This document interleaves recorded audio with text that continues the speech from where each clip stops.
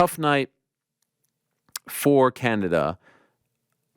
A completely different night than the one that we had back in June in Vancouver, a complete 180.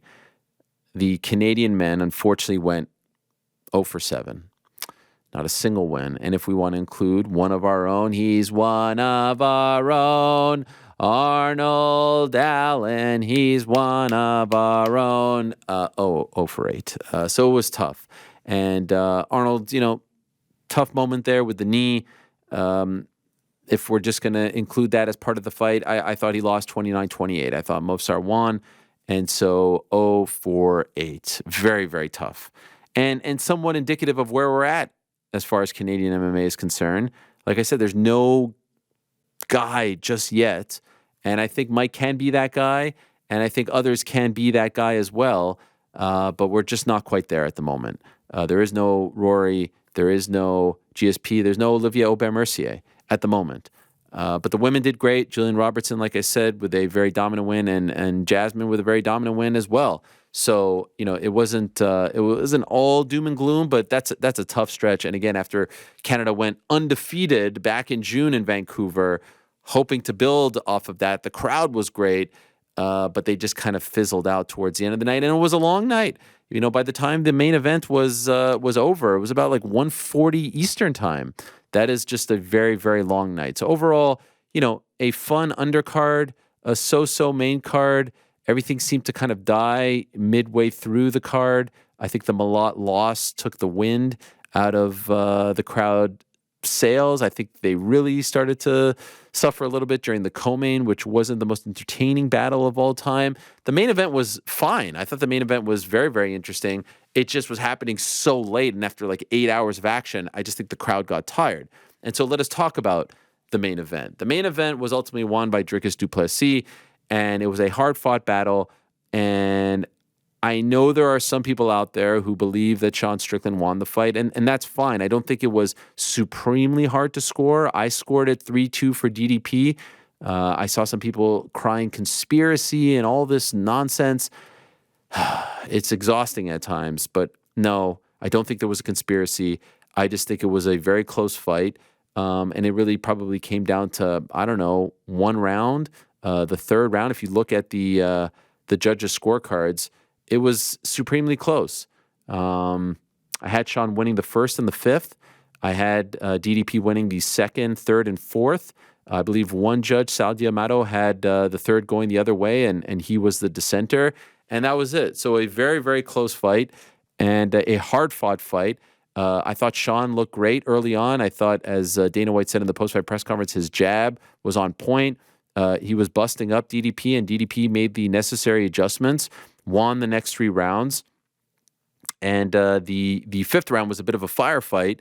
And ultimately for DDP, he proves to the world that, A, he is a UFC championship fighter, fair and square. He should have fought for the belt next after the win over Robert Whittaker. The timing didn't work out. I'm happy he finally got that opportunity. I'm happy he wasn't punished for saying thanks but no thanks, I just can't do it. And he showed up, and not only did he show up, he once and for all, I would think, quieted all the critics who say he doesn't have the gas tank, he doesn't have the cardio. Remember, this is a guy who has won belts in other organizations. KSW is no, comme ci, comme ça organization. And EFC, based in Africa, is also a very solid regional promotion. But for one reason or another, there was this knock on him that he couldn't go into those championship rounds and to those deep waters. And he has told us that he has corrected the issue. It was a breathing issue, a nose issue. And look, it didn't seem like he was tired or gassed or anything like that. I know he lost the fifth round, but he was right there and won the fourth. So a hard-fought victory, a close fight. They may meet again. I don't think Sean has a ton to hang his head down about. Perhaps he could have done a little bit more in those those mid rounds. And I'm sure he's going to be kicking himself because he didn't successfully defend the title once. But given his star power, given his popularity, I don't think he's going to have to work very hard to get back into that title picture. I could see him getting one fight and then being right back in there. And I could see there being a demand for him being right back in there. But it's amazing when it comes to the UFC. We always say this, the house always seems to win. It always seems like things go their way when it looks bleak, when it looks like their back is against the wall, when it looks like, what are they going to do here? How are they going to figure this one out? It always seems to work out. And the big question over the last couple of months has been, what are they going to do with UFC 300? Who are they going to put in the main event? If it's not going to be Conor McGregor, who is worthy of this opportunity? And if it's not Islam Makhachev, who is big enough? And if it's not John Jones, who can be in that spot? And wouldn't you know it, DDP wins, and now all of a sudden you have one of the most fierce and bitter rivalries in the sport. Two guys who haven't fought each other, but there's a ton of footage of them talking about each other. And of course, the moment in the cage in July, which was supremely heated, and then the aftermath stuff. Now you've got Dricus Du Plessis and waiting in the wings, Israel Adesanya giving us the thumbs up on Instagram.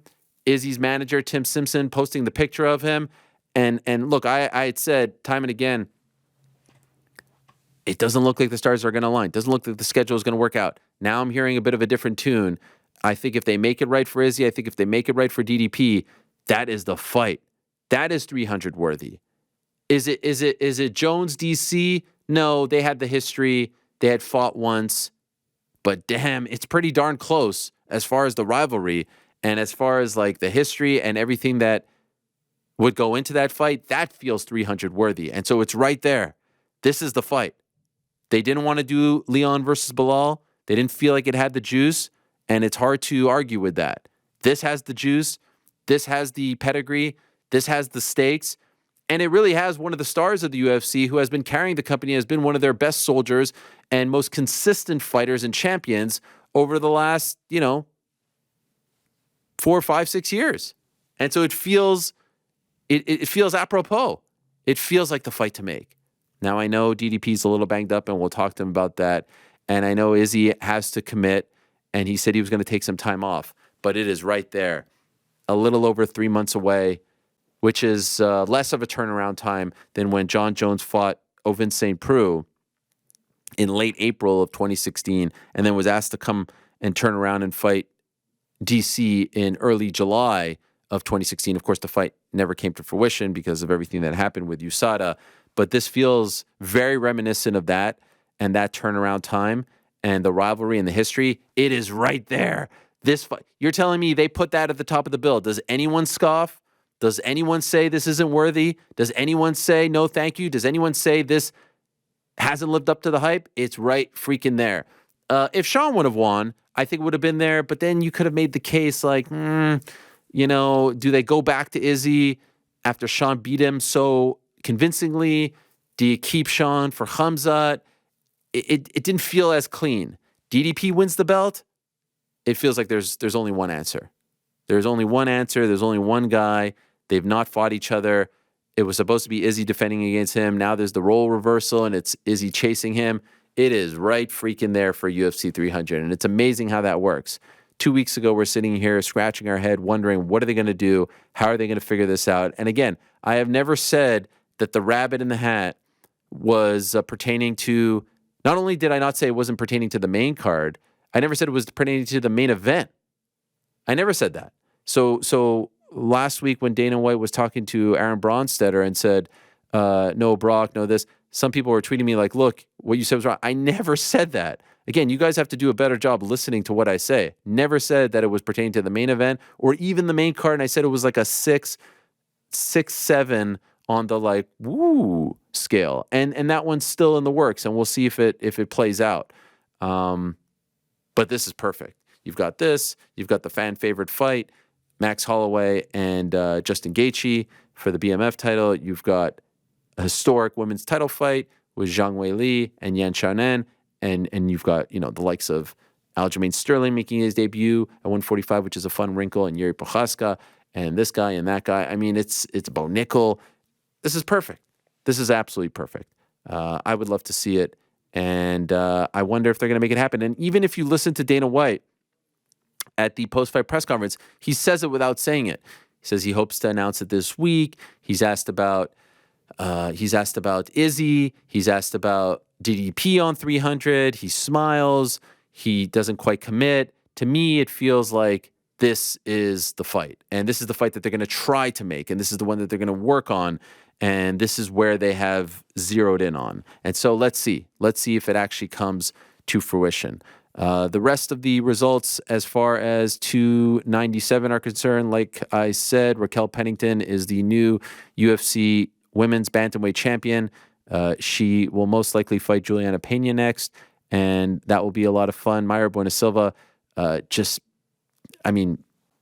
gas tank stuff that people were talking about with DDP really came into play here. She had nothing left towards the end and finished the fight on her back and seemed completely spent and exhausted. So a tough look for her in her first main event and, co-main event as far as fighting for the belt. And, one could say maybe it was a little bit too soon for her and maybe she was a byproduct of just not a lot of players at 135 right now, especially with the departure of Amanda Nunes. But credit to Raquel Pennington for figuring it out and getting it done. Neil Magny, like I said, defeating Mike Malott. Chris Curtis beat Marc-Andre Barrio. Movsar Evloev beat Arnold Allen in a hard-fought battle. I scored a 29-28 for Movsar.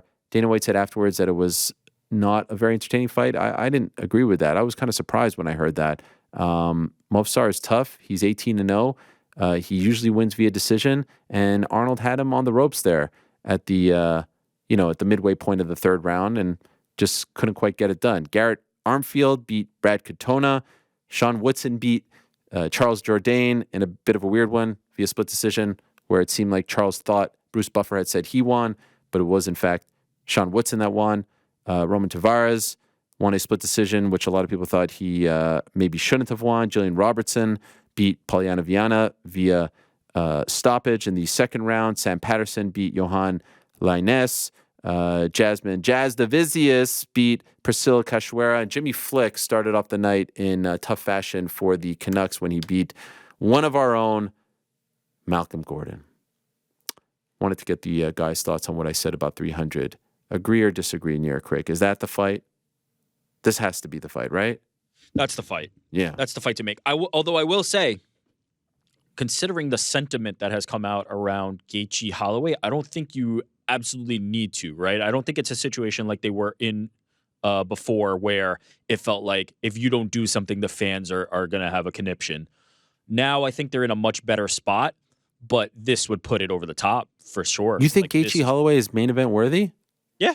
Oh, really? For 300, a BMF title fight? Oh, now you're doing the 300 stuff? No. No, I'm with Ariel. I don't think that can be the main event. It's not. Wow. I think they would have said it was the main event. How spoiled are we? No, come on. No. What are we talking? Honestly, they're advertising for it on the broadcast, and they're like one of the greatest cards ever. Yes, a legendary night, one of the greatest cards in UFC history.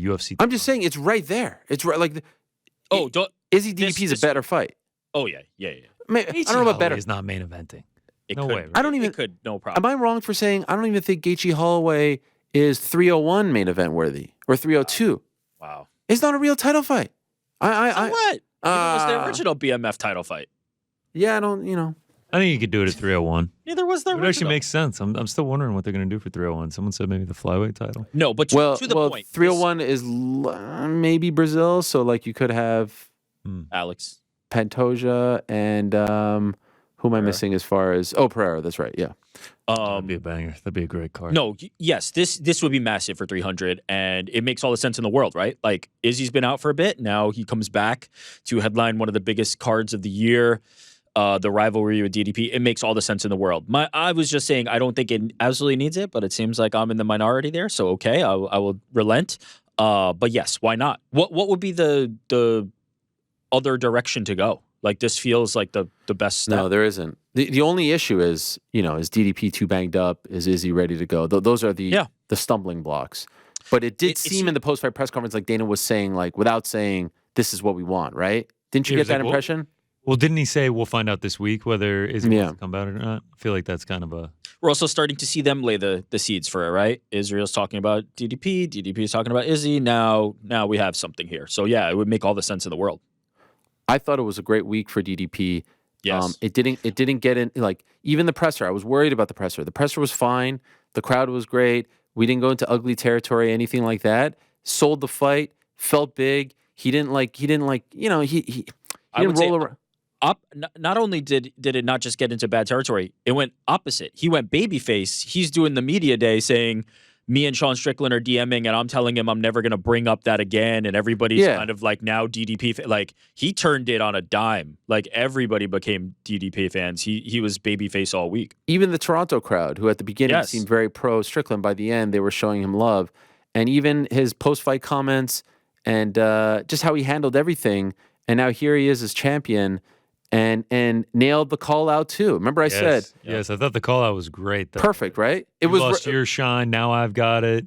He said it much better than I'm saying it. But yeah, I thought the call was great. It was reminiscent of DC when he won at 187. John Jones, get your shit together. Yep. I'm waiting for you. Like, Izzy, like, whenever you're ready, I'm here. It was perfect. Get your ass back in the octagon. Everything about it was perfect. It couldn't have worked out better. And you remember when we ranked what are the top 4 biggest fights at 185? And I initially said, and I think UGC said DDP Izzy was number 1. Yeah. And I initially said Strickland Izzy because of how popular Strickland is, which there's no denying he's like a superstar now. Superstar. But I think it would have hurt Izzy's chances of getting the immediate shot because the first fight was so one-sided. Because this is fresh, because of the history, this is cleaner, right? This is almost...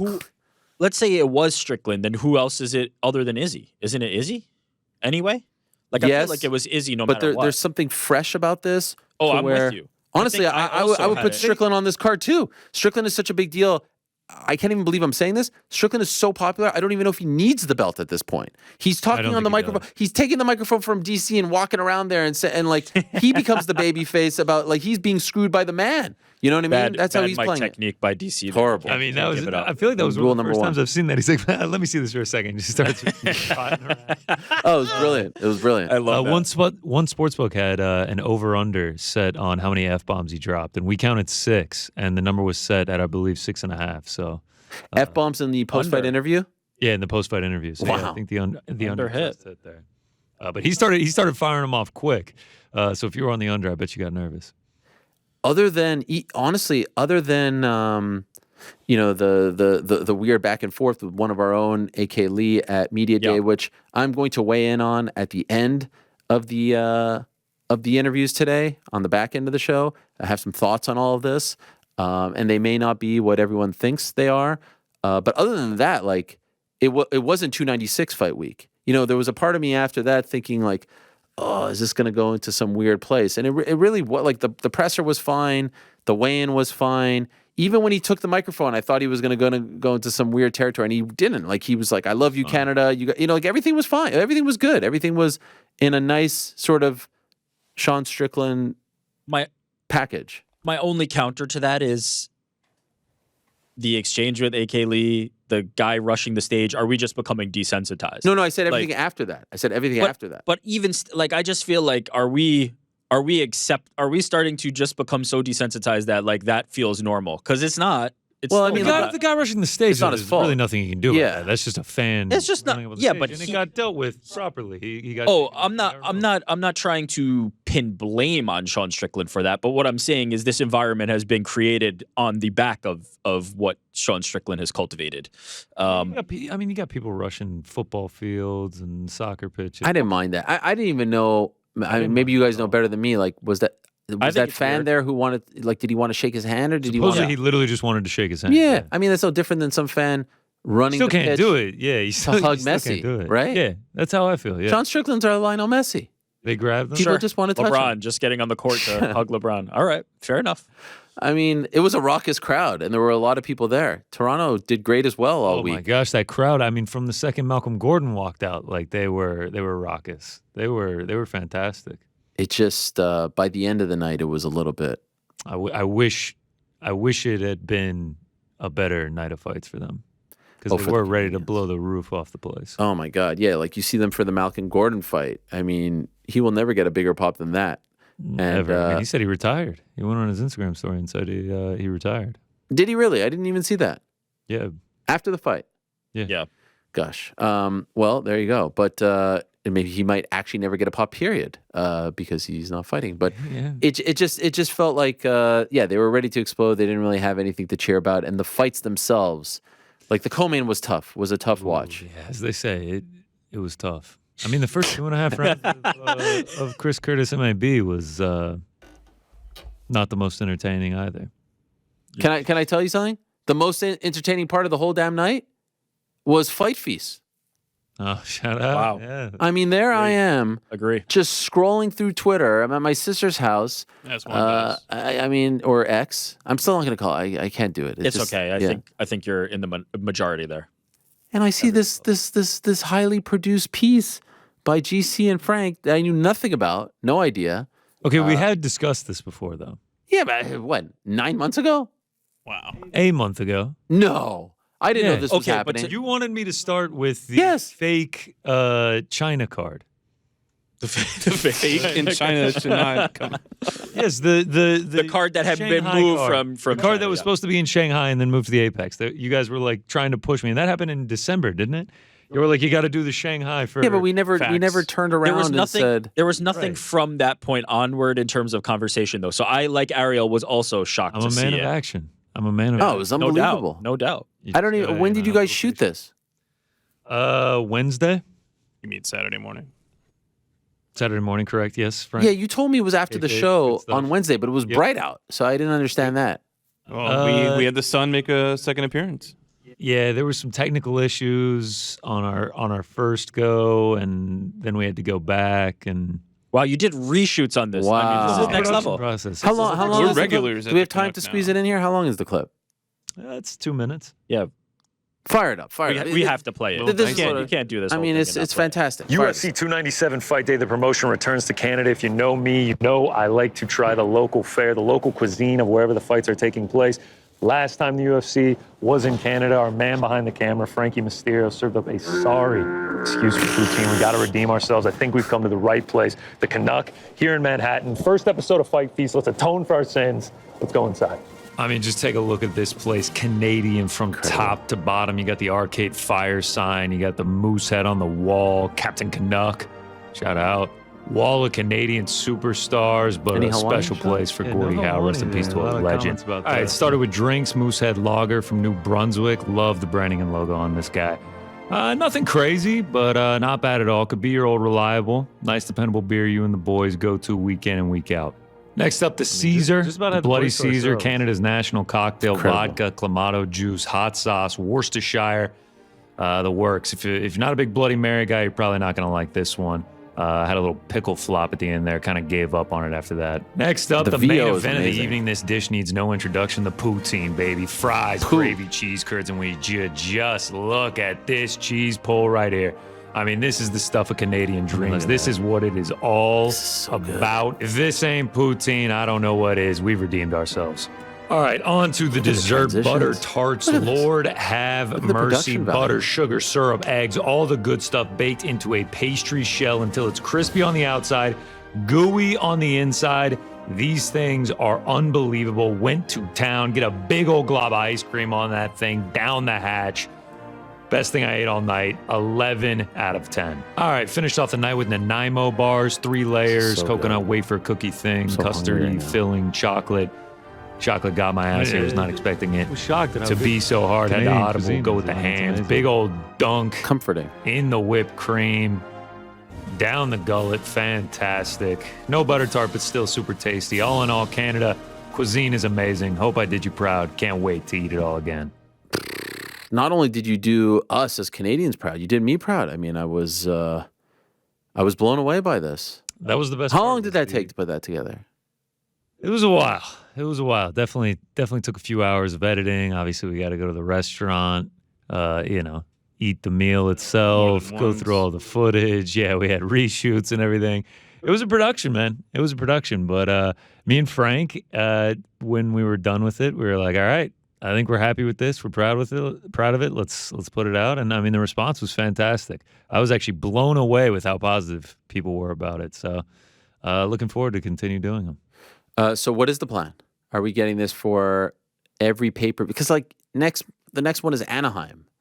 We've got plans for Anaheim. Oh wow, okay. Because I was th- worried. I'm looking forward more to the Anaheim one than I am the the Canadian one. Really? What would you do for Anaheim? Like a Disney I just theme got to thing? wait and see. Just gonna Okay. wait and see. 'Cause I was we've gonna had this one locked in for a while. Really? Oh yeah, I can't. I'm really looking forward. Is it like In-N-Out Burger or something? Wow. You're just gonna have to wait. But and questions see. at the end, please. Okay, fine. So yeah, we want to do every UFC pay-per-view and any like unique fight night. Like they're going to Mexico City the week. Well, that's what I was after. going to That's the suggest. layout. No Anaheim, but I don't know. Oh, there will be an Anaheim. Okay, so it's And every there will be a pay-per-view. Mexico City. And a What's Miami. funny is that we've been kind of doing Miami this, for sure. but we weren't ever recording it like Exactly. This. That this is has the been funniest our part. Yes, pay-per-view thing. We have always done this. We just haven't recorded it. And honestly, it was enough people being like when I would post pictures of food, they'd be like, "Oh, you make it a vlog or something." Yeah. And that's kind of where it started. Yeah. Anything? Any chance you do an Anaheim, Saudi Arabia sort of double? For February 17th, is there a Saudi restaurant? We're not taking applications for directors right now. I didn't think. Yeah. We could save the Saudi for the Anthony Joshua or the UFC Saudi card. We could do that. Oh, right. That's the best part about New York. I mean, they got every type of restaurant. Ariel pulls up the calendar. Like, oh, how about? When is that Saudi card again? Uh, It was actually around this time last week that I broke the news that the planned March 2nd Saudi card is actually going to be taking place later on this year. I said June was the plan, and what I said was that there was a little bit of, there was a bit of pushback because the card wasn't quite up to the standard of what they in Saudi Arabia want these days as far as their combat sports events are concerned. And of course, Dana White was asked about this on multiple occasions throughout the week in Toronto. Here is what he had to say about my report on the state of the UFC debut card in Saudi Arabia. And what about the reports where it was because of a disagreement over the card? Total bullshit. That's a straight out fucking lie. I don't know who started it or how it started, but not one fight was announced to Saudi. Not one fight was announced to him. I called and asked to push the card back. Yeah, because we had a couple of guys that we want on the card, and they weren't ready. So, listen, you know how we are. We want to deliver. And if we're going to Saudi Arabia at the level that these guys do things, and it's a fight night, but we want to make it the best fight night we've ever done. So, anybody who came out and said it was because the card wasn't good is a fucking liar. Okay, so that was me. It was just one report, not reports. Number one, didn't start it or anything. I reported it. And so what you're telling me is, so I got the fact that it wasn't happening on March 2nd anymore. No one else had that at the time. I got the fact that it was happening most likely in June. It was being pushed to June. But you're telling me that the reason for those two things happening was incorrect. So I got two right and the third wrong. How's that possible? Like, how do you get 2/3 of it right and not the actual last point as far as the reason is concerned?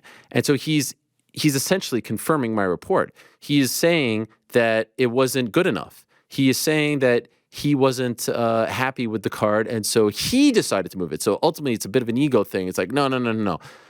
I decided to move this. No one told me, because no one tells, no one puts baby in a corner. No one tells me what to do.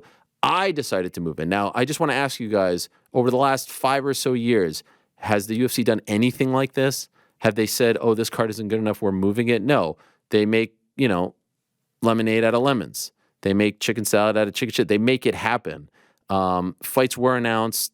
Fights were signed. People had reported them. They hadn't officially announced any. So that is actually how it went down. Like even Jairzinho Rosenstrike was saying, like, hey, no one told me about this. I signed to fight in Saudi Arabia. I know multiple people. Mohammed Mokayev tweeted the same thing. His manager tweeted the same thing. So things were happening. Fights were signed. But ultimately, the powers that be in Saudi Arabia said, this card isn't good enough. Let us live to fight another day and push this to June when we're doing other big events. They're now doing events outside of Riyadh season. They've talked about Artur Beterbiev, Dmitry Bivol happening in June. And so they want to beef that up outside. Initially, we thought it was just going to be October to March. No more. And so this is all just spin. He's essentially saying what I told you all. The card wasn't good enough. He's just saying it was my call as opposed to their call because he doesn't want it to seem like anyone is telling them what to do. this is unique because Saudi Arabia are the only ones out there who can actually do this sort of thing because they're paying about $20 million, as has been reported, to have these cards in Saudi Arabia. And so given that investment, they want a certain standard. They want a certain, level of card. Turki Al-Sheikh said to Ariel Helwani of DAZN late last week, like, hey, I'd love to have Conor fight here and things like that. These are the types of people that they're thinking about. They're not thinking about having a sort of local Middle Eastern card, which is what they were putting together. And so I think they're going to try to regroup and beef it up. It's a lie. It's this and that. He knows who reported it. That bothers him. Not trying to be a thorn. I'm just trying to report the news. Reported the news, not happening, being moved because it wasn't good enough. So ultimately, what are we arguing about? Who made the call? All right, whatever. But the report was right. And yeah, I appreciate everyone who asked the question. Now, later on, we are going to be joined by multiple winners who won on Saturday. Neil Magny is one. Jasmine Divizius is two. Juliana Pena, we're going to get her thoughts on the co-main event, the new era at women's 135. And Neil Magny, who had the, wait, did I say Neil Magny? No, Chris Curtis, who had the big win over Marc-André Barriault. In a moment or so, we are going to be joined by Dricus Du Plessis, the brand new champion at 185 pounds. And what a run for Dricus in the UFC so far.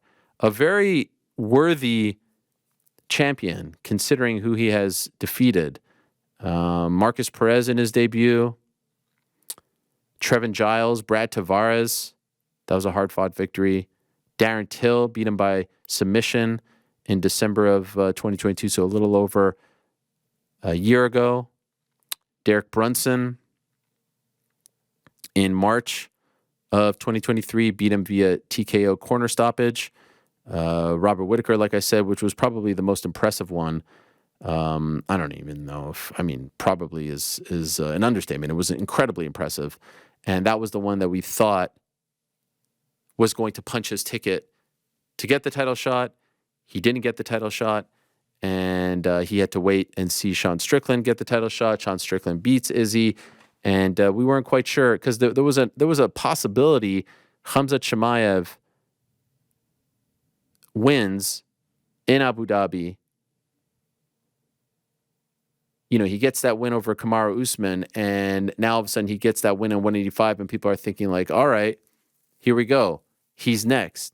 Now it seems like there's always like some shroud of mystery surrounding Khamzat Chimaev. So it seems that he's posted some photos that he hasn't been feeling well, and we're not quite sure when he's coming back. And there's always been some rumors about, can he come to the States? Can he not come to the States? It's always very mysterious. But we thought in the immediate aftermath, remember on this show, we were debating, is Khamzat next? Is he going to leapfrog DDP? We spoke to DDP about it. He seemed confident that he was not going to get leapfrogged or at least punished for not taking the fight.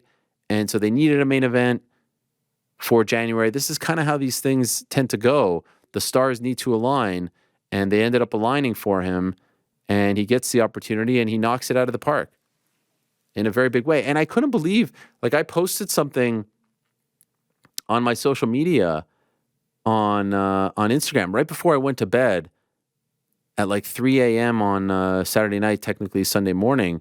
And it was just like a picture with these scorecards. And I said the judges got it right, or at least 2 out of the 3 judges got it right.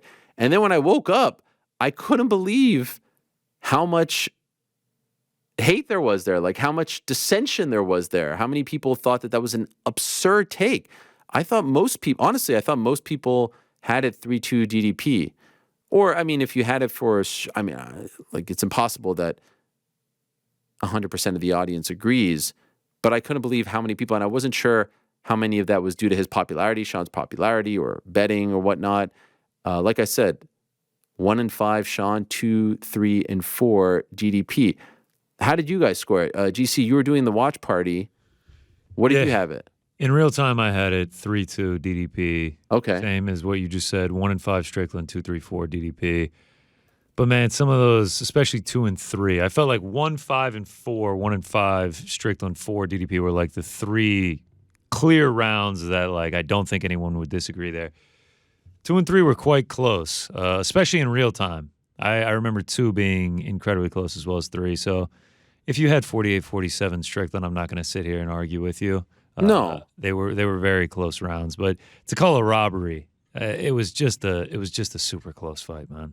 Super close. But I didn't like as close as it gets. Like it was almost strictly striking. I know DDP got a couple takedowns, but Strickland was able to get back up fairly quickly. Both of the dudes had a fair amount of damage showing. It was just a really close high level fight. How'd you have it, Rick? Exact same scorecard as you guys. 1-5 Strickland, 2-3-4 DDP. Yeah.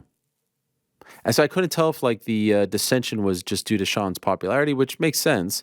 I know not everyone is sitting there and being like, okay, what's the strike count here, and did he do enough damage, this and that. Dana White said in the post-fight press conference that he thought Sean Strickland won, which I don't think anyone had it 4-1 for either guy. It was 3-2 for either guy, and really it comes down to 1 round. So that's just a supremely close title fight. He did say this one thing that always kind of drives me nuts when people talk about judging, which is you have to take it from the champion. You don't have to take it from the champion. You just have to win more rounds than the champion. There is no criteria which states, okay, this guy had more damage, dominance, duration, this and that. Oh, and did he do enough to take it from the champion? Why do people say this sort of thing? That's not how you score fights. That's not how you score rounds. It's just at the end of the day, you count them up, and one guy has more 10s next to his name than the other.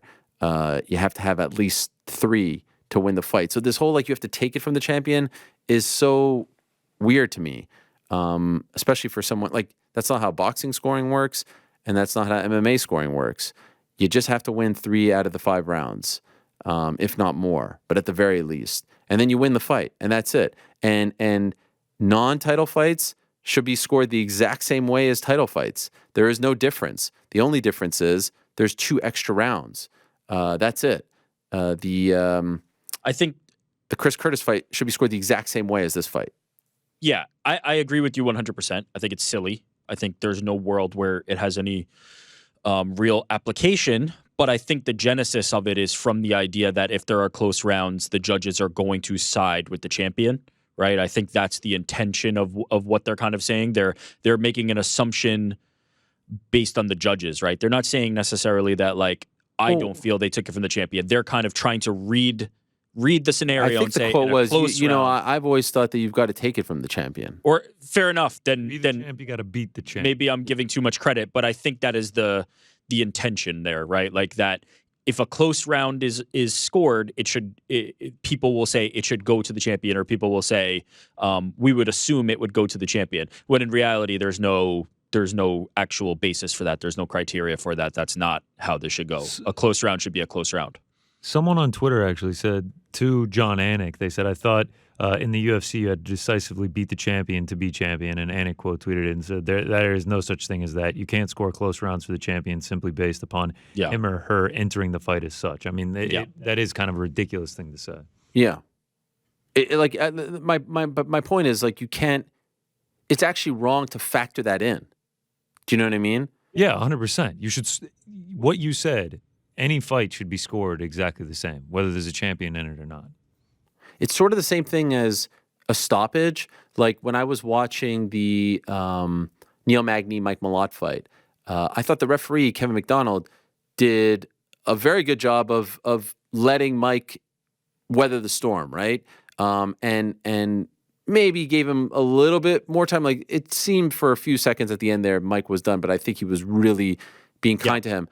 And maybe it's because he had been winning the fight and had the first 2 rounds in the bag and was literally seconds away from winning the fight. But technically, as far as refereeing is concerned as well, stopping a fight with 1 second left should be the same as stopping a fight with 2 minutes into the first round. If you're up 2 rounds or down 2 rounds, it should be exactly the I'm same. not going to lie. I'm actually guilty of that. Like in my head, because I firmly believe that Mike Malott was up 2-0 on all 3 judges' scorecards, which he was. as like the ground and pound was getting rained down, I was like, I feel like the ref's going to give him more leeway because there's only 15 seconds left and he's up 2 rounds to none. Like, he really just has to survive to win this.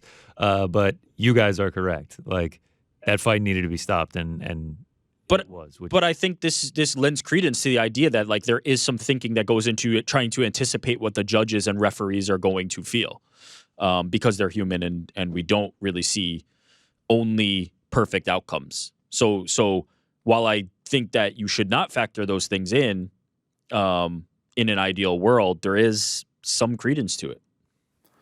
I mean, yes, from a human element, but technically, like letter of the law, it should. No, of course. Yeah. It should not be involved.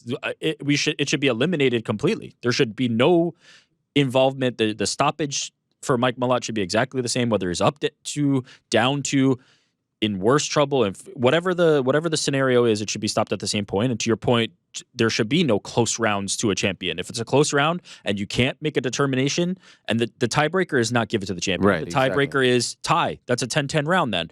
Or if you've decided that Dricus did enough as the challenger, then it's Dricus's round. There is no benefit of a championship when it comes to these judges. This isn't like running bases. We used to play that as a kid. Tie goes To the runner. Yeah. Speaking of, I guess the only real controversy that there was on this card regarding officiating was during the Arnold Allen Movsar Evloev fight.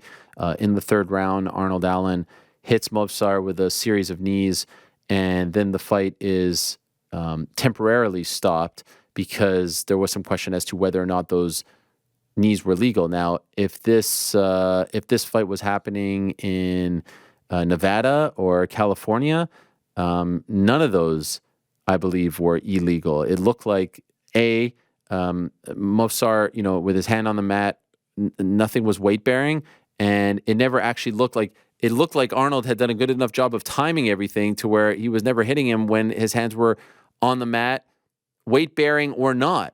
But the fight was stopped temporarily by Mark Goddard, who's one of, if not the best referees in the game. A point wasn't taken away, but even maybe worse than all of that was the fact that Arnold's momentum had been halted and Movsar was cut up pretty bad. We had never really seen him inherit that kind of damage before. And so that seemed quite controversial. In typical Arnold Allen fashion, he kind of just lets it roll off his back. He's just like, yeah, kind of bummed about that. But he moves on. Now, our old pal, Mark Ramundi, tweeted this at 12:03 a.m. on the night of the card, so in the middle of the card, got some clarification on the knees from the Evloev-Allen fight. Apparently in Ontario, the original rule is used for grounded fighters prior to the several changes that have been made in other jurisdictions over the years. Weight bearing does not matter. If any part of the body, other than the soles of the feet, are on the mat, a blow to the head from a kick or a knee is illegal. One of those knees were illegal under that version. Referee Mark Goddard halted the action but didn't take a point, did the best job that he could considering. And then Mark Goddard quote tweeted that and said, correct, in Ontario, the ruling is deemed as fingers down constitutes grounded, which is the old rule. I let first 3 play out, and 4th is where I call for a neutral separation and not an unfair deduction. We also did not have any time replay. I respectfully work with what I have and apply common sense. Thank you. And so my big issue with this is like, this is crazy. It's crazy that Ontario has different rules than the rest of the states. And I would love to know if Arnold knew that. I would love to know if that is being told beforehand. And it's crazy to ask this of MMA fighters. Oh, I'm in Ontario, so this is good. This is not. When it comes to that kind of nuance, that's absurd.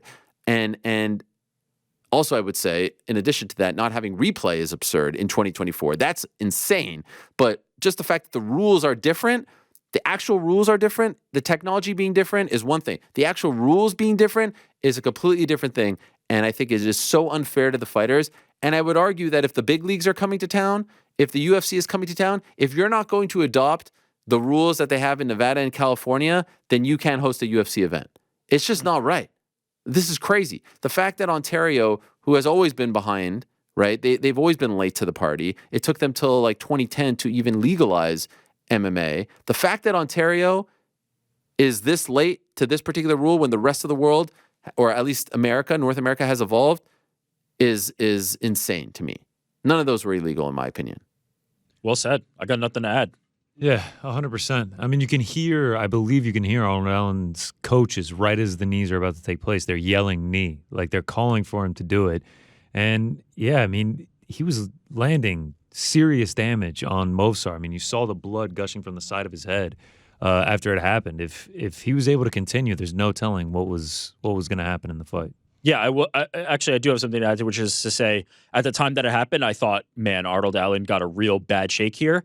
And in the light of day, hearing this information that's reported by Mark Raimondi and then Goddard's additional context on top of that, it sounds like it was perfectly done. Sounds like exactly what needed to be done in that cage was done in that cage.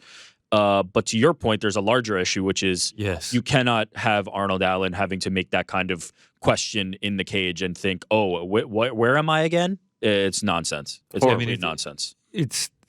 There needs to be I mean, I know there's the unified MMA rules, and they say otherwise. They say that those knees were actually legal. There needs to just be an across the board. If you're fighting in the UFC, here are the rules. Doesn't matter if you're in Toronto, Nevada, Singapore, anywhere in between. They all need to be the same, because there really is no telling what would have happened if that fight had been able to continue. I mean, he had Movsar in a really bad spot. I spoke to Arnold very briefly, just, asked him how he was doing. I didn't ask him if he had been told this before. Do we think that they're being told this before? I don't know. But to be asked, I wonder. I mean, and to even think about it in the moment. Yeah.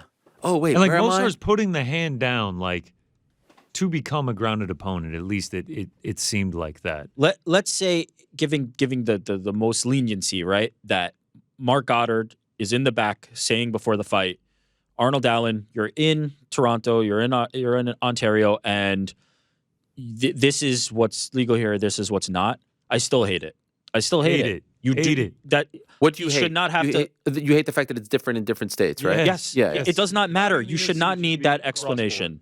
Even if that is happening, and if it is, like, kudos to those involved and the commission doing their job there, and the officials doing their job there as well.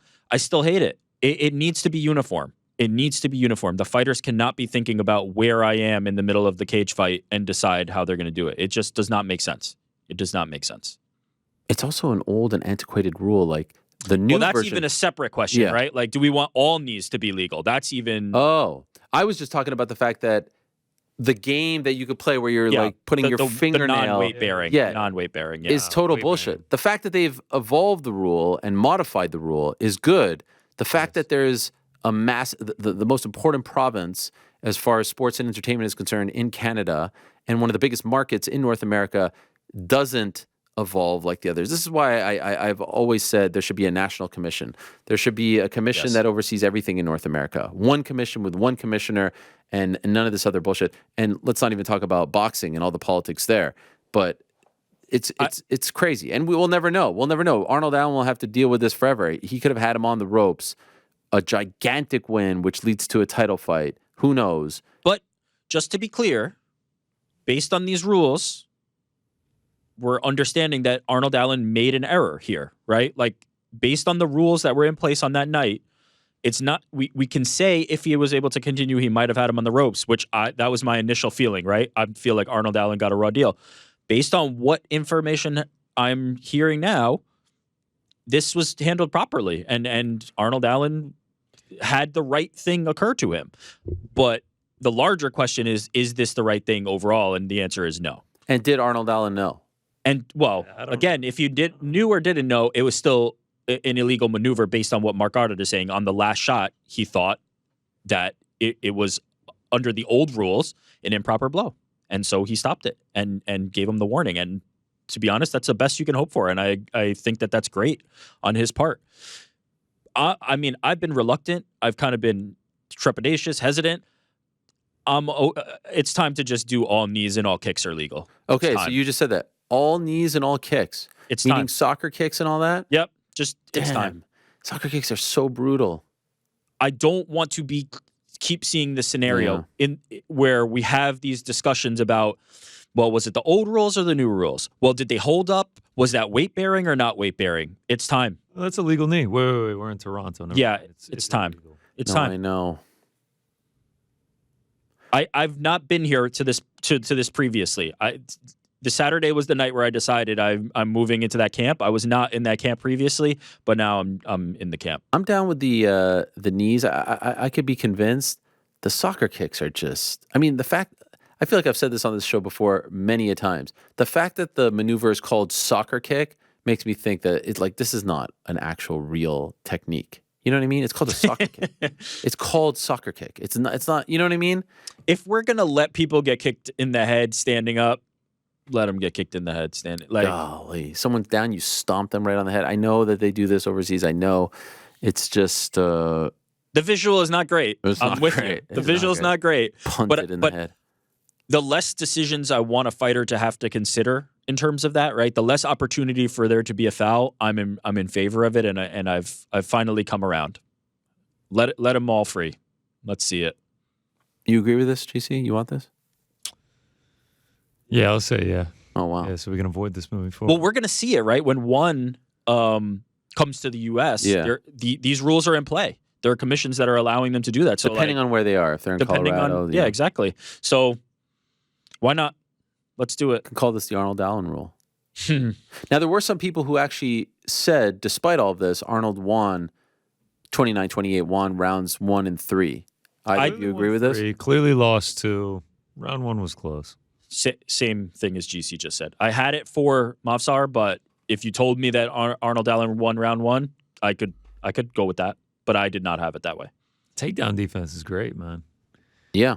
Movsar's submission defense is crazy. Yeah. Were you surprised that Dana said that it was an awful fight? Yes. I feel like he was talking about something else. Not just awful fight. I think he said put on the most boring fight of all time. What? On the same night? There were more boring fights on this very card. At Arnold Allen, Movsar Evloev. By the way, Evloev's had some boring fights. This wasn't one of them, in my opinion. I thought the fight was great. And it had a little bit of drama there towards the end, and all of a sudden he's on the ropes, and he's... I mean, the scrambles were crazy. They're rolling around. It looked like Arnold Allen had something locked up for about 1 second, and Movsar did like a full 180 to get out of it. Yeah, he had the knees. Arnold Allen got wobbled pretty bad at one point. It was, It wasn't, I'm not going to have it as fight of the year, but like most boring fight of all time is...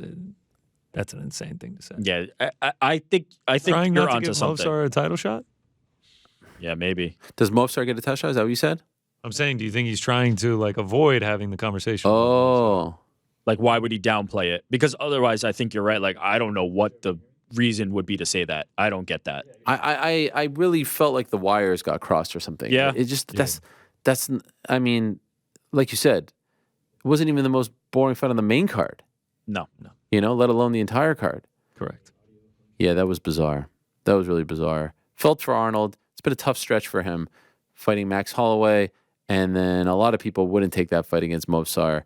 I don't know what he is, what he's ranked in the. Let me look. He was 4th before this. Movsar. Movsar was 9th. Yeah. So he's gonna jump up. Although maybe like a Movsar Josh Elliott fight next. Josh Emmett. I was looking at Tim Elliott. Yeah. Josh is 6. That might make sense. Ilya's 5. We're getting Yair and Ortega in late February 24th in Mexico. Arnold 4th will probably go down, but man, you lose to Max Holloway, you lose to Movsar. That's tough sledding. He'll be back. The pride of Ipswich Town. We love Arnold around these parts. Let us talk about a few other things, as I said at the top of the show that I wanted to talk about regarding this past weekend in Toronto. So obviously, we talked about the Saudi thing, and I think we've cleared that up. We've talked about GC's entertaining and probably the most entertaining content of the evening. I say that somewhat in jest, but it was amazing. And he tells us now we're going to get it every Saturday? Is that the deal we're doing this? Yes? No? No, not every Saturday. Oh, okay. Every pay-per-view. Every pay-per-view / unique setting. Exactly. There you go. Okay. Nailed it. Yeah. So the next one we could expect on February 17th, yes? Because a lot of people are asking me about that. Bingo. Yep. I thought maybe you would do something for Tampa this weekend for Royal Rumble. What am I going to do? Tropicana Field? Yeah. Go try out some citrus fruit stands. Anaheim. What are you gonna do for Anaheim? We got plans for Anaheim. We got restaurants picked out. I already know what I'm getting. I made reservations. Amazing. I am excited about this. Where are you going? We haven't really talked about this, by the way. We have to do our Royal Rumble draw on Wednesday, right? Yeah, I can't wait. Do we have a plan for this? What do you mean? We're going to do the draw just like we do every year. Well, last time you had like a whole video with San Antonio. There will be a themed intro. Don't worry. I love the theme intro. Yes, so that's very exciting. And also exciting to share that on Wednesday in studio, we'll be joined by WWE superstars Montez Ford and Bianca Belair in studio en route to Tampa. They've got a new reality show. They are a happy couple, and they're two of the biggest stars in the biz. So I'm looking forward to that. There's not a ton of MMA on this weekend. There is one championship, so Royal Rumble, which I will not be attending this weekend, is the big one, and I'm looking forward to the lottery. I do feel like I need to refresh my memory just a little bit because I don't know if I fully remember how we did it. What did we do? We did the numbers. What was it again? Like we each picked a number, and then that's the guy that we get, right? Yeah. And we divide. How many numbers was it? 5? Yeah, because I think there's 30 entrants, and I think we each got 6 numbers because Joe was in it last year.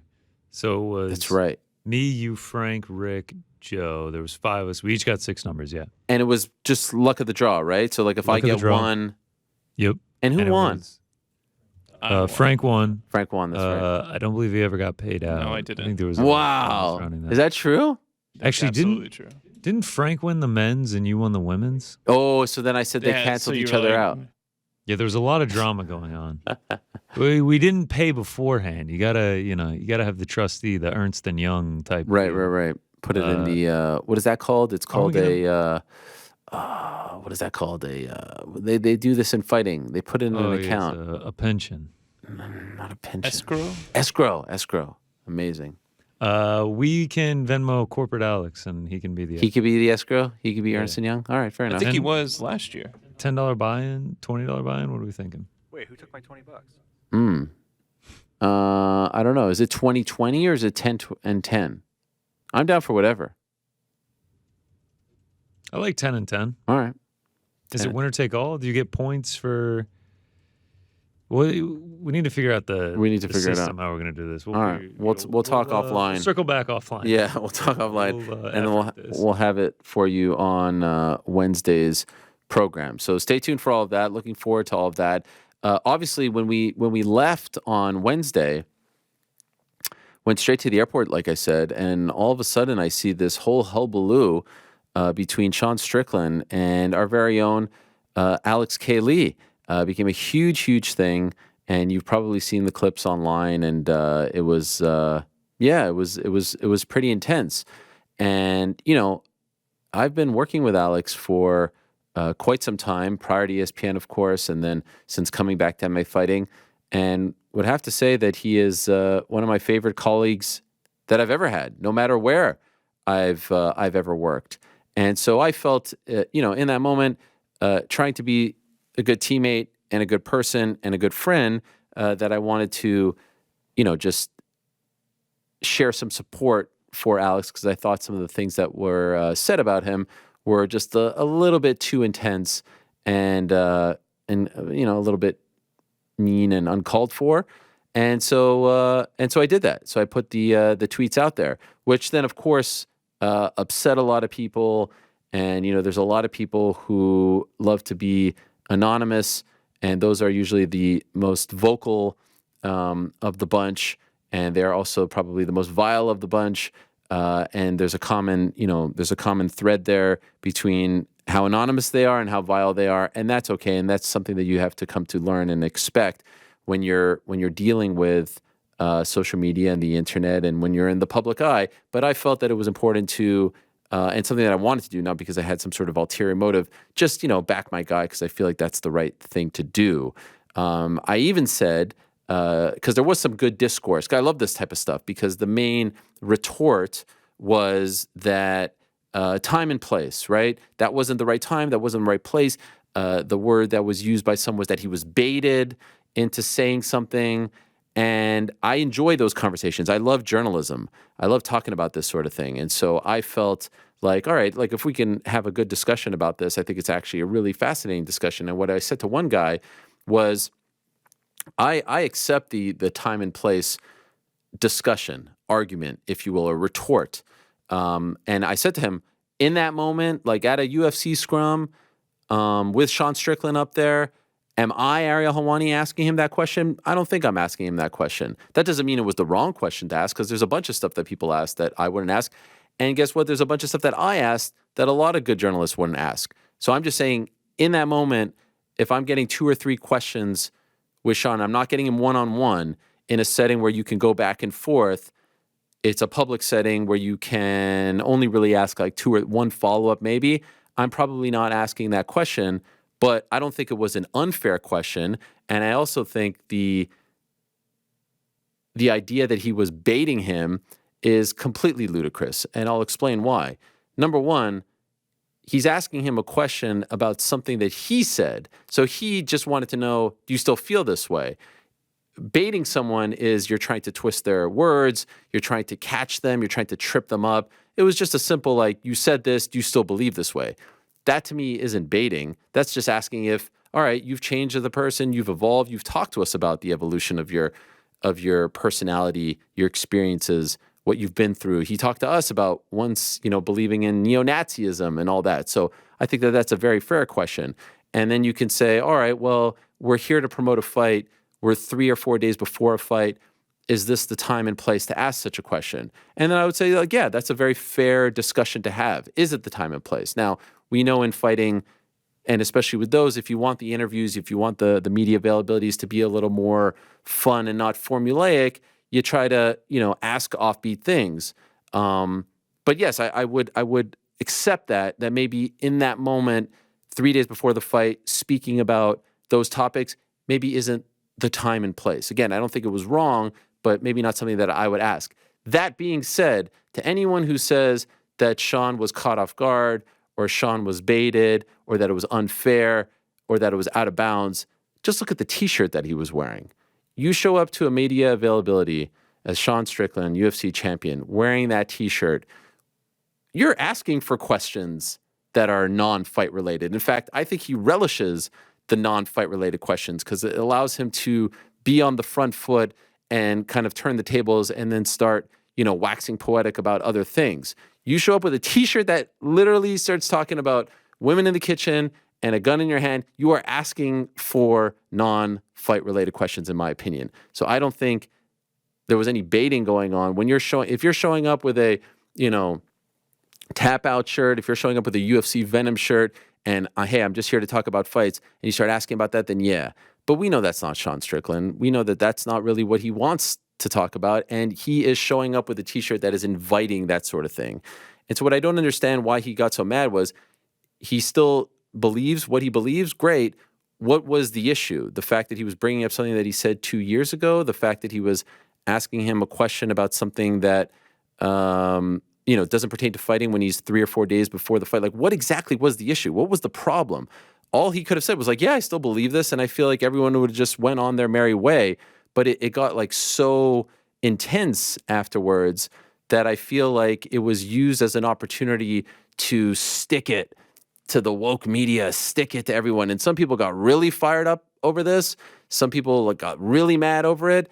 And it's usually the people who are crying about, the media trying to cancel others, who are then trying to instill those same kinds of restrictions and beliefs on the media, right? Oh, let's stick it to the media. Let's cancel the media now. And I don't think Alex was I personally don't think he was trying to cancel Sean or get him in trouble or anything like that. I think he really just wanted to know, okay, do you still believe this? And perhaps if so, why? And then we can move on. But this was kind of used as this weapon to show the rest of the world, like, look what they're trying to do to Sean Strickland in Canada, which a lot of people kind of fell for. And a lot of people kind of got, either worked up in a really big way, one way or the other.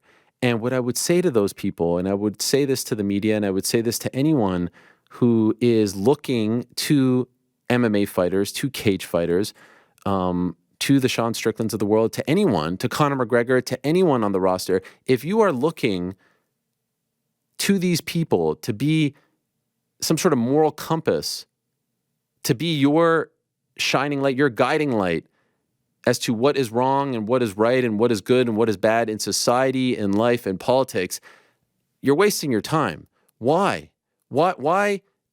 I would say this to my fellow media members. Why are you looking to Sean Strickland as some kind of moral compass? Why do you care what he thinks about any of this stuff when you could say you already know how he feels about this? He's made his feelings and beliefs quite clear. If you want to say, like, I want to know more, I want to dig more, sure, but I would say myself, the reason why I don't want to talk to him about this, the reason why I don't want to have Bryce Mitchell on to talk about this, the reason why I don't want to have Sean Strickland to talk about this, or any of these people, why I try to stay away from all this stuff, why I wanted to have Colby Covington on the show back at ESPN when they would tell me not to have him on and not talk to him about politics, is because I don't care.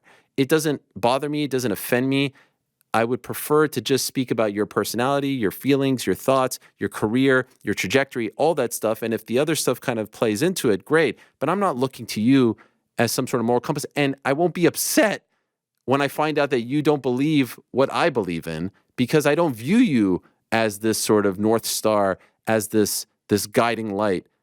I don't see why. Like, I saw Mike Ryan of the Le Batard Show, who I like very much, getting all worked up about this and saying the UFC must do this and the UFC must do that and ESPN must do this. And like, why?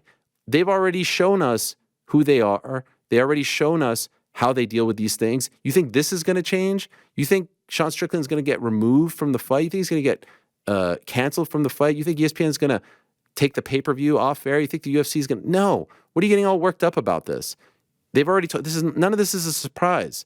So you could either take it to heart, you could either let it bother you, you can let it affect you, you could let it poison your brain, poison your soul, or you could just look to these people as fighters, try your best to see the good in them, which was, for the most part, what I try to do, and not view any opportunity to speak to them, especially in a sort of public setting, and you're not one-on-one where you can really kind of go back and forth and dig deep, as any opportunity to get to the bottom of all of this. Where it gets really interesting one step further is, all right, Sean Strickland marches to the beat of his own drum, and clearly this has worked for him, this if you want to call it persona, or he's found something which has benefited him greatly, and there's a lot of people who, back him and love him and support him and all that stuff and more. Where it gets interesting is when Dana White starts talking about it, because Dana White has found this amazing, sort of role in the world of sports and in society right now as the lone, as people like to call him, commissioner or owner or head of sport, who doesn't listen to the media and doesn't cower to the critics and doesn't bow down to the woke culture out there. He has found this lane as the head of the uncancelable sport. This is where you come to say what's on your mind, to shoot from the hip, and there aren't going to be any sort of repercussions whatsoever. And he leans into this, and I would argue that he has really leaned into this since 2016. Since he showed up and campaigned on behalf of Donald Trump at the GOP convention in Cleveland, right after the sale of the promotion, that's really where things started to change. And then the support, in the pandemic, and then, now the stuff that we're seeing, where in the past we were told politics doesn't come into play, politics has no place in this organization or sport.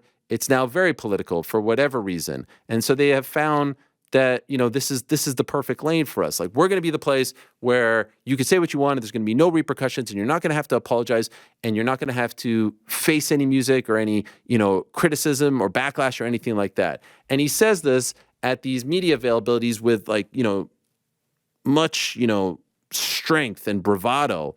And so allow me to just educate the newer fans out here that it wasn't always this way. There might be fans out there who are maybe a little bit confused or don't understand, or maybe even turned off, or feeling some sort of way about all this. But I want to let you know that it wasn't always this way. And so when he says that this is the place where we don't police, or when a great journalist like John Pollock uses the word leash, and he latches onto that word, and that's his out right there. Pollock used the word leash. he probably should have said, latitude or leniency or leverage or anything like that. But he latched onto leash, and everyone was like, look at him go. He's sticking it to the woke media out there. And he says, we never tell anyone what to say, and we don't reprimand, or we don't tell you that you went too far. It wasn't always this way. And so I would say that the reason why the John Pollocks of the world or the Alex Lees of the world, who have been covering the sport for a very long time, are asking these questions now is because it wasn't always this way. It's because things have changed over time. And I hypothesized last year that when nothing happened after the incident in Mexico, that it was a sign that nothing will ever happen. No sort of repercussions would ever happen when it comes to behavioral issues, because if it's not going to happen to him, it will never happen to anyone else. And let me be very clear. I'm not advocating for anything to happen. I never advocated for him to be fired. I never advocated for anything. I just wanted to know what the response would be, and I thought the response would be very, very telling. It's the same way when Gina Carano said what she said or posted what she posted, comparing Republicans in 2021 to Jews living in Nazi Germany. I never said she should be canceled. I never said she should be punished or fired from The Mandalorian. I just wanted to explain to people why this was deemed offensive to Jewish people. And of course, it was called a douche, this and that. And the reaction to that I found to be extremely fascinating. But all I was trying to say was, if you are Jewish and you are reading this, yeah, you may feel some sort of way about it all. And so things have changed and things have evolved. And now they have found this amazing lane where people are feeling like this is the one place where you can be yourself. America, yeah, tell it like it is. F yeah, here we go. You could say whatever you want.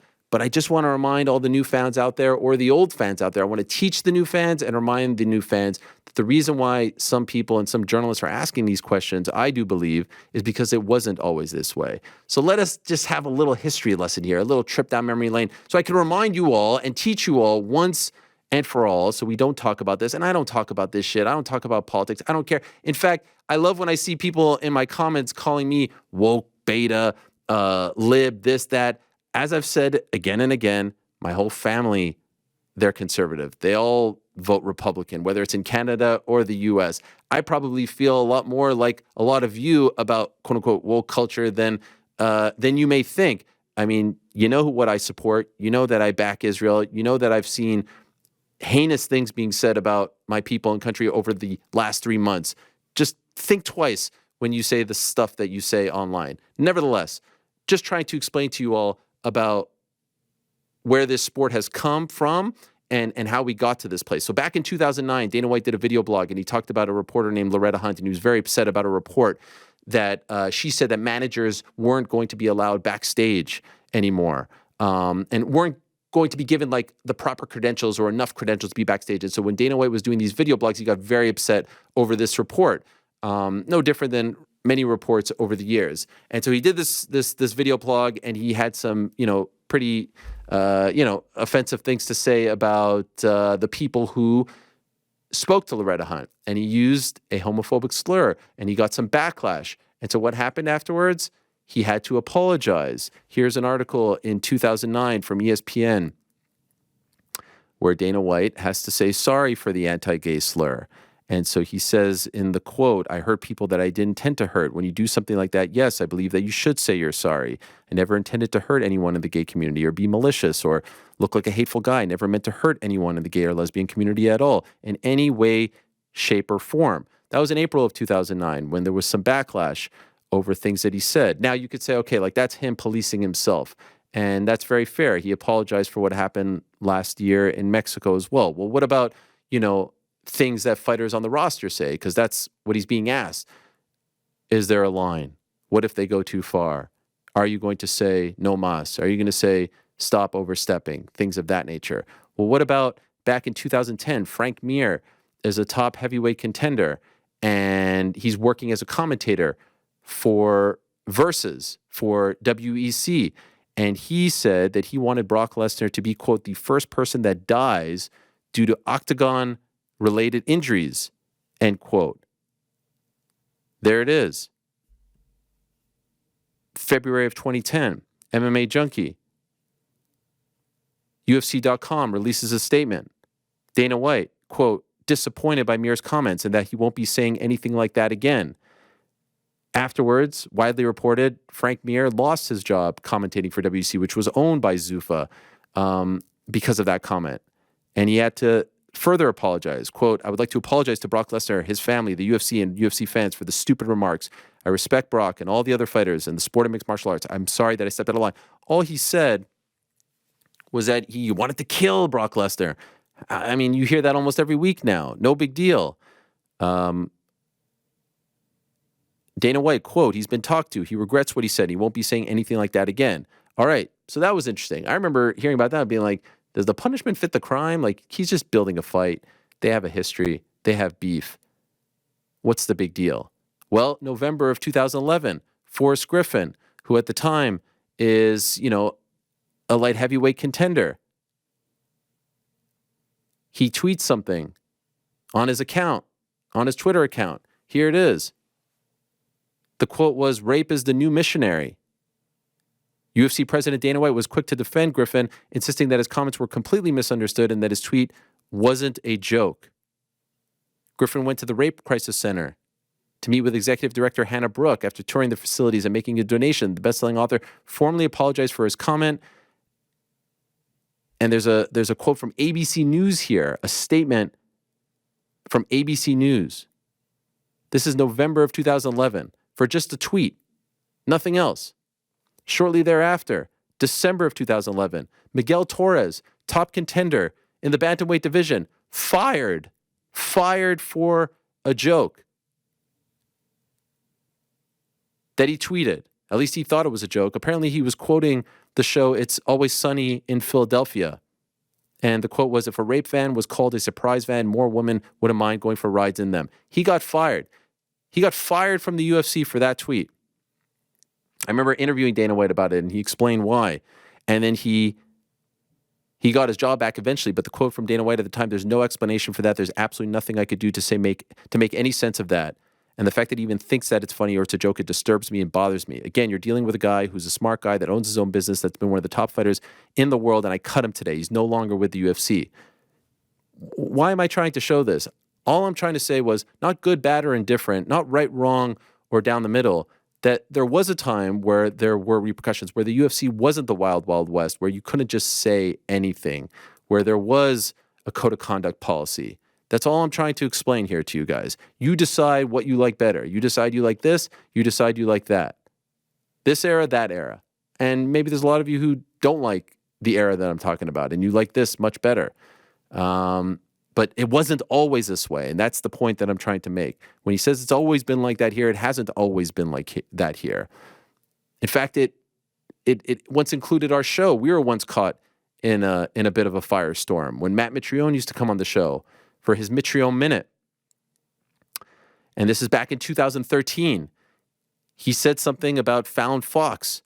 He called Fallon Fox a transgender fighter, quote, lying, sick, sociopathic, disgusting freak. He said that on this show.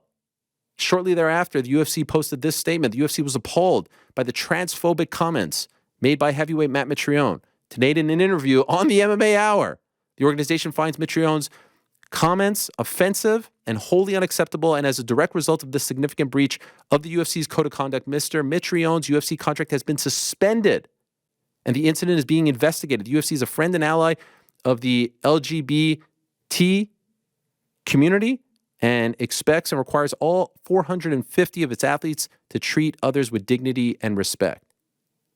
2013 continues. May of 2013, Nate Diaz tweets a homophobic slur about Brian Caraway. Dana White telling the media that Nate Diaz could be cut from the UFC for this tweet.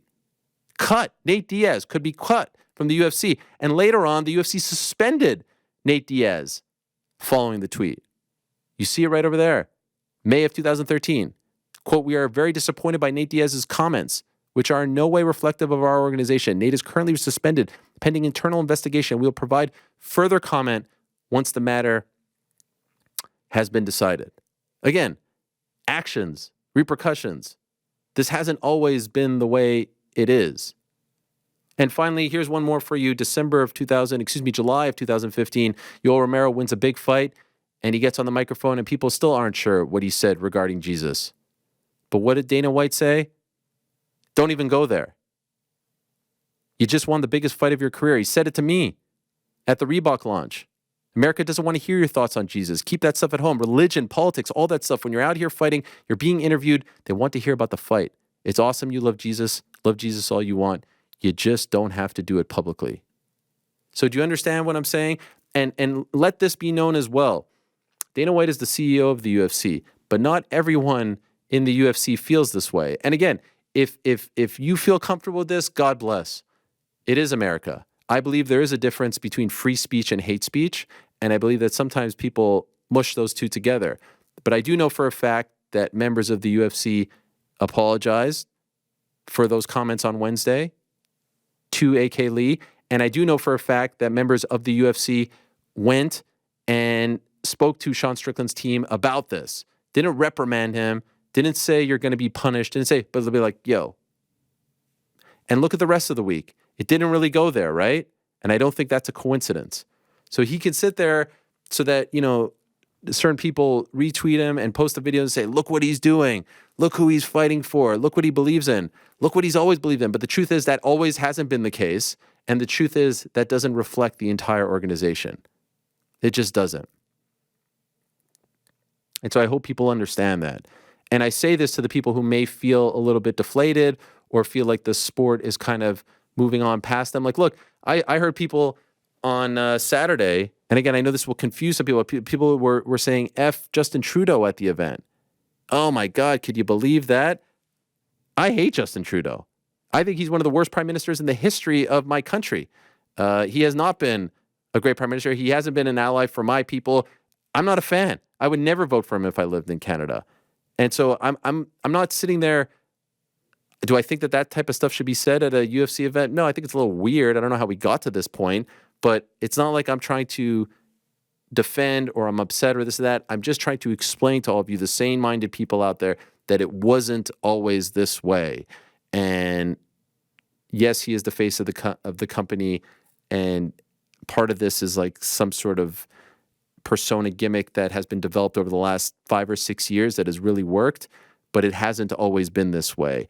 As it pertains to him, as it pertains to the company, as it pertains to the fighters and the potential repercussions. So is anything going to change? I don't know. Is anything going to evolve over time? Perhaps it has evolved from the point that I was just telling you about to now. I don't know what's going to happen in the next 10 years.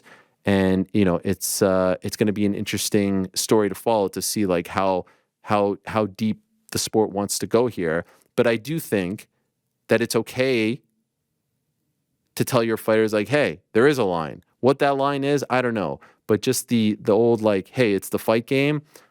I do think that there are certain things that don't need to be said in the public eye, whether it's towards a different fighter or whether it's, to fans, whether it's in public spaces, whether it's on a podcast with like there could be. Does it have to be? Does the quote unquote leash have to be as tight as say the NBA or NFL? No, it is fighting. It is cage fighting. He's right. It should be a little bit wild and wacky and like the Wild West. That's what we love about the characters. They're different. They're not polished. They don't have PR people telling them what to say. They don't have, these canned answers just waiting to be spewed out. We like that.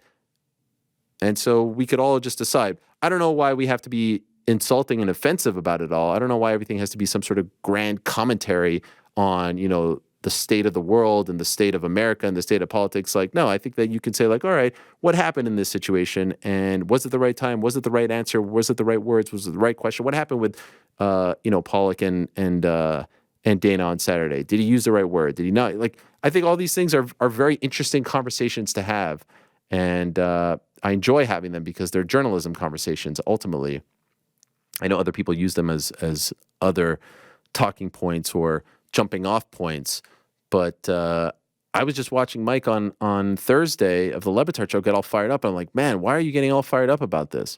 Why are you letting this bother you so much? Because one, nothing's going to change, and B, you're just bringing a whole heap of negativity your way and shit your way. So those are my 2 cents. A little bit of a trip down memory lane there, a little history lesson, if you will. And I might have forgotten a few over time, but I think it really all kind of ended as far as that stuff is concerned in 2016. That might be a coincidence. That might not be a coincidence. But interesting days. And, personally, I kind of wish that this wasn't a major talking point. And I don't think it will be a major talking point when Ilia Topuria fights Alex Volkanovski next week or next month in Anaheim.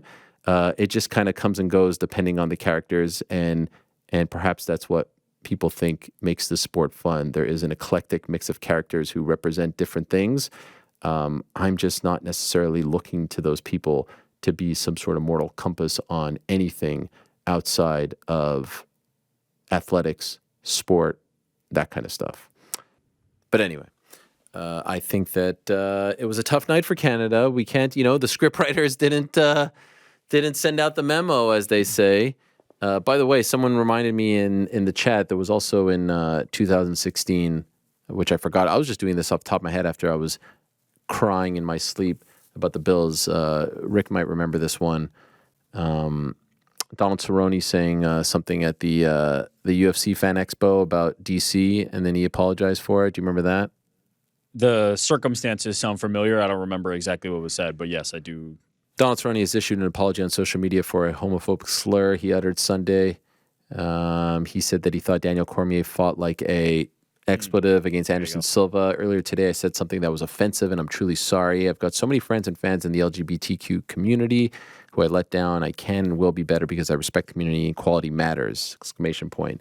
I can assure you, none of these statements just came from their heart. They were told to do this because it wasn't a good look to do that back then. And I don't know who's saying what and what would warrant this in this day and age, but I would say something insanely drastic would have to happen and insanely offensive to even get to this discussion. Would you agree with that? Yes. Like we are so far past. No, these are blips on the radar at this, like minor speed bumps. Right. Just going straight over at this point. Yeah. It's, do you disagree with anything that I said there earlier? Not a word of it. I'm definitely of the mind, like you, of like, there's a certain level of exasperation, right? And feeling like nothing's going to change. I'm also with you on the idea of, we're expecting something to change that might not necessarily, and that the current regime is not interested in it, and also that the world has changed around us, and this seems to be the norm. Not just within the UFC, but certainly as a microcosm of something larger where accountability for some of these things is at an all-time low. But I hope I've made it clear. I don't know, like there's a part of me that doesn't even care. There's a part of me, I don't really want to see, I don't care because I'm not looking to them to be this sort of arbiter of what's right and wrong. Yeah, you don't need Sean Strickland for your morality, nor should anybody. No. Yeah. Khamzat Chimaev is out there comparing Benjamin Netanyahu to Adolf Hitler. I'm like, okay, cool. Good on you, man. I think the problem becomes if this is allowed to continue, if there is no check for this, then the influence of it is potentially damaging, right? It furthers an agenda that's not a good one. Now, whose responsibility is it to police that, and how does that happen? And all those things are very complicated. It is not as simple as like, man, I really wish they'd just say that was bad and start finding people. Like there's much more complicated process to it and nuance to it. But the furthering of some of this hate speech, like you said, there's a difference, right, between free speech and hate speech. Mm-hmm. The furthering of some of this hate speech and platforming it and giving it the light of day. And allowing it to occur on your dime, on your watch, on your clock is not good. Quite simply. Mm-hmm. Yeah. But the sole purpose of that segment was just to explain to people who are either new fans or may have forgotten that it wasn't always this way. Right. So this idea that the UFC was the anti-woke, uncancelable sport wasn't always this way. In fact, people had been fired for tweets and things of that nature. And so I was just trying to explain that there was once a time where it was a little bit different, where there was a code of conduct and all this stuff. And here's the thing that I would love to ask, honestly. This is the one thing that I would love to ask. as it pertains to this topic, there is no part of me that longs to be there at 3:00 at the Scotiabank Arena in Toronto waiting for fighters to show up to do those press conferences. It is not the most fun gig. But if I was in that situation, the one question I would ask Dana White is, what changed? Not what's the line or how do you feel or this or that, the leash. What changed? Because there was once a time where you did this. And I would be fascinated to know. Maybe he says, you know what, I regret firing Miguel Torres, or I regret punishing Frank Mir, or I regret making Forrest Griffin post that apology, or Donald Cerrone post that apology. Maybe that's it. And that's fair. I regret it, and this is the way I want to run my company. God bless. But I feel like the question to ask is, what has changed? Given all these examples that I did, what has changed from the statement after Yoel Romero, we don't care about your politics, we don't care about your religion, we don't care about your thoughts on X, Y, and Z. What has changed? That's it. What's the difference? And that, to me, I think is the only question to ask here. Agreed. That is the pertinent question. That is the interesting question, because it's clearly drastically different. Right. There's no other way to look at it. Like something has changed, and I have my own thoughts and speculation on what that could possibly be. A few different things. And do you want to say them, or? I mean, certainly I believe that the climate, the political climate, has lent itself to this, right? So I think that's an obvious analog for this. Mm-hmm. But beyond that, I also think the UFC needed a sheen of legitimacy and professionalism and class that it no longer needs. The UFC is a machine and a monster that no longer needs to have USADA, right? They literally look at this situation with USADA. They needed USADA at that time. They needed people to feel like it was being regulated. This TRT craze was running rampant, and they needed to stamp down on it. People are saying things that can't be said, and we have corporate sponsors that needed to be stamped down on. I don't think that we're in that environment anymore. I think the UFC is too powerful and too big and a runaway train that no longer needs that. And Dana White can say to a Peloton, F you guys. He can say, like, there are no repercussions for this anymore. The giant is too big. And so I don't think that the UFC is in a position where they need to worry about those things. And clearly, ESPN is the broadcast partner of the UFC. If they had an issue with this, they could have voiced that or made a comment or done anything toward it. They did not. So that tells me that the UFC isn't obligated or required at this point to be concerned about what the repercussions are, because there aren't repercussions. So why change anything? What is to be changed if there are no repercussions? Thanks for watching. We appreciate it very much. Hey, if you like this video, give us the old thumbs up. Subscribe as well. You could get many more of these videos on the channel, so please do that. We would love you forever if you did so.